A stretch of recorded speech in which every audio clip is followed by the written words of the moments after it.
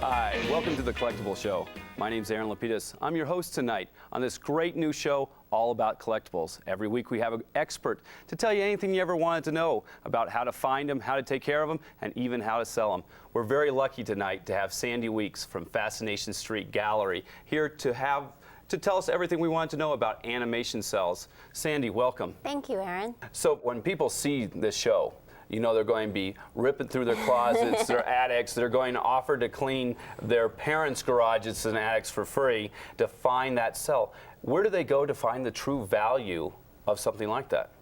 You can go to animation art galleries like ourselves. We do official appraisals. You can also go to auction houses, but a lot of times I would definitely do go to a place that specializes in animation Cels and appraising. That's where you'll find the exact market value. Once I get this beautiful cell and say I go crazy and use my rent money to buy more Cels, and down the line I have to pay rent, how can I go by selling the animation Cels that I have? Well, you can go to, again, go back to the gallery that you purchased it from, or you can go online on eBay and attempt to sell it yourself. Another good place is auction houses will also do pieces on consignment, such as Christie's or Sotheby's, depending on the quality of the animation Cel. If it happens to be an old production Cel, you can take an ad in the classifieds and kind of go from there too. We've seen great characters. We've seen great characters from Disney, Warner Brothers, Hanna-Barbera. What's the different value between different characters? Disney tends to be the most expensive, and that's because Disney was the first one who started selling their original production Cels in the early 1930s.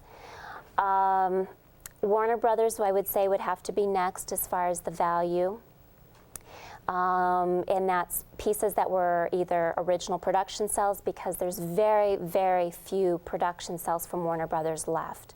A lot of them were reused over and over again in the 1940s. In the 1950s, they got tired of storing them, so they go out and heave them into a dumpster and actually burn most of them. Warner Brothers did that. Warner Brothers did this. So that's the reason why we're not seeing all these thousands of Cels on the marketplace. It's actually very hard to find that, and that's probably one of the reasons why. Right, and that's another reason why you'll see more Disney production Cels than you will Warner Brothers, because Disney usually was always pretty good about selling their production artwork. So would you say buying a Mickey over a Pluto would definitely have a difference of value? Definitely. Mickey is a main character. Everybody can bond and generate, or actually identify with Mickey Mouse.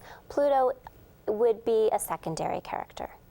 And even though he is very adorable, and I'm sure looks like a lot of people's dogs, but he is a secondary character. So it's very important when you're buying primary characters, unless you really identify with the Plutos and the Scooby-Doos of the world. You want main characters that are going to go up in value. But the number one thing is that you buy what you love. That's good advice. Tell me who your favorite animator is. That would be definitely Chuck Jones. He created Wile E. Coyote, and that happens to be my favorite character, because he just tries to go after and after and after that little roadrunner. And I admire his ambition. You don't like birds, do you? No, I'm not a big bird fan. You're probably anti-Tweety, too. Okay, well, some of my clients might see, but no, I'm not a big Tweety fan either. Sandee, I'd like to thank you very much for coming from Fascination St Gallery to be on my show today. And for all you viewers, thank you very much for viewing me tonight. And remember, one person's trash is another person's treasure. Thank you. Have a great night. I'm Aaron LaPedis.